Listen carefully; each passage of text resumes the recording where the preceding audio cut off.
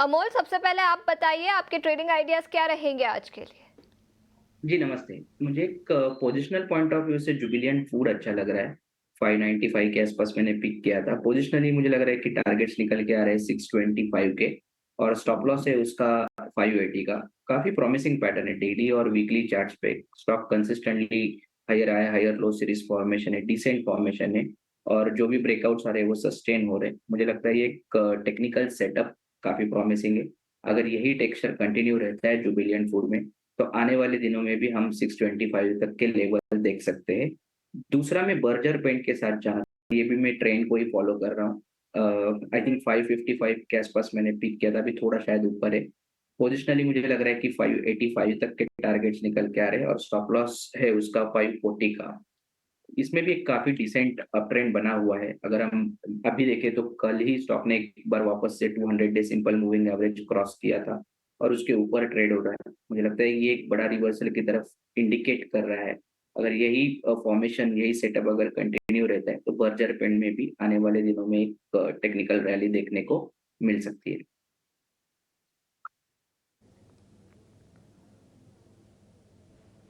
ठीक है, तो ये दो स्टॉक्स हैं अमूल जी की तरफ से। अमित जी, आप कहाँ पर देख रहे हैं ट्रेड के मौके? हाँ, सबसे पहला जो ट्रेड रिकमेंडेशन रहेगा वो है हाईटेक पाइप। हाईटेक पाइप हम देखें यहाँ से 154 के आसपास का काउंटर चलते हुए देखने मिल रहा है। पिछले 4 से 5 हफ्तों के अंदर हम देखें तो वॉल्यूम स्ट्रॉन्ग फ्रंट पे एडिशन होते हुए देखने मिल रहा है। साथ ही साथ हम देखें तो मंथली चार्ट पे यहाँ से फ्लैट पैटर्न फॉर्मेशन का ब्रेकआउट बनते हुए देखने मिल रहा है। यहाँ से हम देखें अगर मिड टर्म व्यू भी रखें तो पौने 200 से 200 के लेवल हमें आने वाले दिनों में देखने मिल सकते हैं। मोमेंटम ट्रेड के हिसाब से मैं कहूँगा लॉन्ग की पोजीशन क्रिएट करनी चाहिए। 164 से 165 का टारगेट रहेगा और डाउन साइड में 147 का स्टॉप लॉस रहेगा। ये पहला काउंटर रहेगा और दूसरा जो काउंटर है वो आइनॉक्स विंड। आइनॉक्स विंड हम देख पा रहे हैं तो मंथली चार्ट के हिसाब से यहाँ से डाउनवर्ड ट्रेंड लाइन का एक ब्रेकआउट बनते हुए देखने मिल रहा है। ओवरऑल जो हिसाब से पैटर्न बनी हुई है वो हिसाब से देखने मिल रहा है। यहाँ से इनवर्स हेड एंड शोल्डर की पैटर्न की भी ब्रेकआउट बनते हुए देखने मिल रहा है। यहाँ से स्ट्रक्चर जो हिसाब से बना हुआ है वो हिसाब से लग रहा है काउंटर आने वाले दिनों में बहुत अच्छा खासा मोमेंटम हमें दे सकते हैं। अगर मिड टर्म से लॉन्ग टर्म भी हम यहाँ से कैच करके रखते, होल्ड करके रखते, तो फिबोनाची के हिसाब से 250 से 250 के लेवल हमें ये काउंटर दिखा सकते हैं। बट एक मोमेंटम के हिसाब से मैं कहूँगा लॉन्ग की पोजीशन क्रिएट करनी चाहिए। 175 का स्टॉप लॉस रहेगा, 200 का टारगेट रहेगा। आइनॉक्स विंड 6% ऊपर है इस वक्त, काफी शानदार तेजी। और लेकिन अभी भी यहाँ पर आप तेजी करके चल सकते हैं। और हाईटेक पाइप से दूसरा स्टॉक यहाँ पर अमित जी की तरफ से जी एंटरटेनमेंट के नतीजे देखिए आपके स्क्रीन पर। 6% ऊपर आ चुका है ये स्टॉक। आय 941 करोड़ से घटी है, लेकिन मुनाफे में बढ़त देखने को मिली है। एक एक करके कुछ और भी नंबर्स आपके सामने लाने की कोशिश करेंगे, लेकिन जैसे ही नतीजे आए स्टॉक में एक स्पाइक आया, 5% ऊपर कारोबार कर रहा है। तो आय में कमी आ रही है लेकिन मुनाफा बढ़ा है कंपनी का। एक बार देखेंगे कि मार्जिन्स के नंबर कैसे निकल कर आ रहे हैं। लेकिन एक बार एक्सपर्ट से राय ले लेते हैं। अमित जी, जी एंटरटेनमेंट के नतीजे भी आए थोड़ी देर पहले ही, स्टॉक में तेजी आई है। क्या सलाह देंगे ट्रेडर्स को इस तेजी में? बट अपसाइड में जो हिसाब से देखने को मिल रहा है 156 का एक ब्रेकआउट लेवल है। 156 के ऊपर स्टेबल होना बहुत जरूरी है। इससे मैं कहूंगा वेट करना चाहिए। 156 के ऊपर जैसे निकल रहे हैं उसके ऊपर थोड़ा टाइम स्टेबल हो रहा है तो ही लॉन्ग की पोजीशन क्रिएट करनी चाहिए, वरना वापस अपसाइड से हमें सप्लाई देखने मिल सकती है। बिल्कुल।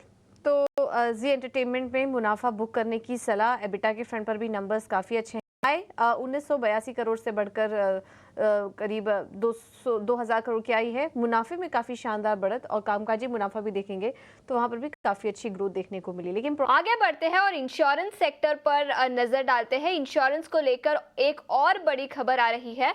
ट्रांसपोर्ट मंत्री नितिन गडकरी ने हेल्थ इंश्योरेंस पर जीएसटी खत्म करने की मांग की है।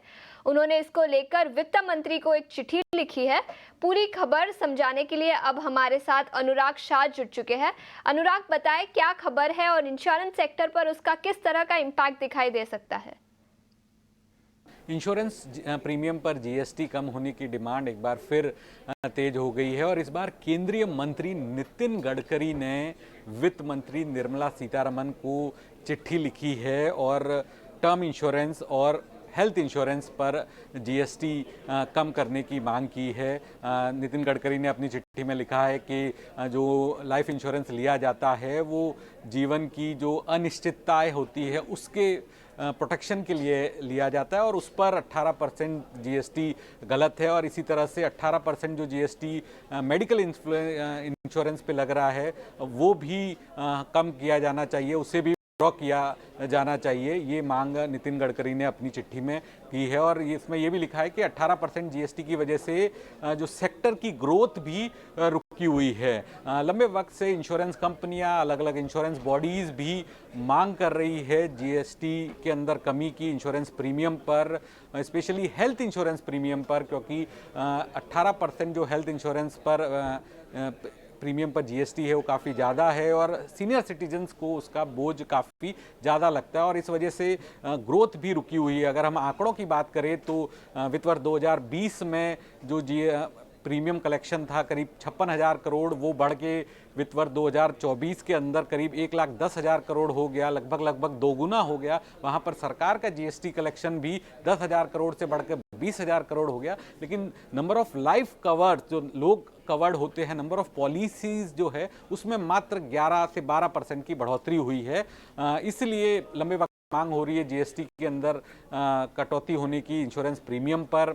इसके अलावा अगर हम बात करें, अगर जीएसटी के अंदर कमी होती है तो लिस्टेड प्लेयर्स जो है न्यू इंडिया एश्योरेंस, जिसका कुल 53% कारोबार है वो हेल्थ बिजनेस से आता है, आईसीआईसी लोम्बार्ड 32% कारोबार, गो डिजिट 17% और स्टार हेल्थ तो पूरी तरह से stand alone health insurance company है, तो पूरा का पूरा कारोबार जो है वो हेल्थ सेगमेंट से ही आता है, तो इन कंपनियों के लिए भी फायदेमंद होगा। वित्त मंत्री ने कहा था कि फिटमेंट कमेटी इसकी स्टडी कर रही है रैशनलाइजेशन की और अगस्त के अंदर होने वाली बैठक के अंदर जीएसटी रैशनलाइजेशन जो इंश्योरेंस से जुड़ा हुआ है उस पर विचार किया जाएगा।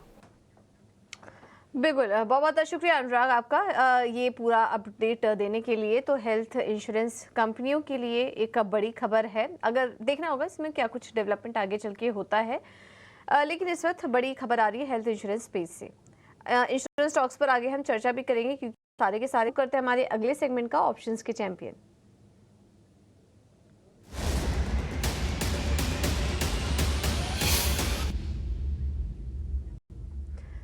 ऑप्शंस के चैंपियन और ये रणनीति बताने के लिए हमारे साथ मौजूद हैं एंजल वन से देवांग शाह। देवांग जी, थैंक यू सो मच समय देने के लिए। बताइए क्या रणनीति होगी आज आपकी तरफ से?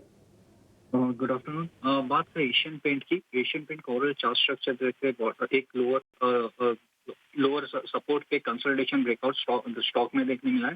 तो एशियन पेंट का कॉल ऑप्शन 3100 का कॉल ऑप्शन खरीदने की सलाह रहेगी। स्टॉप लॉस रेंज है 68 to 70, स्टॉप लॉस रखना है 29, टारगेट है 145। मैक्स लॉस यहाँ पे अराउंड 8,200 का है and max profit around 15,000 rupees का।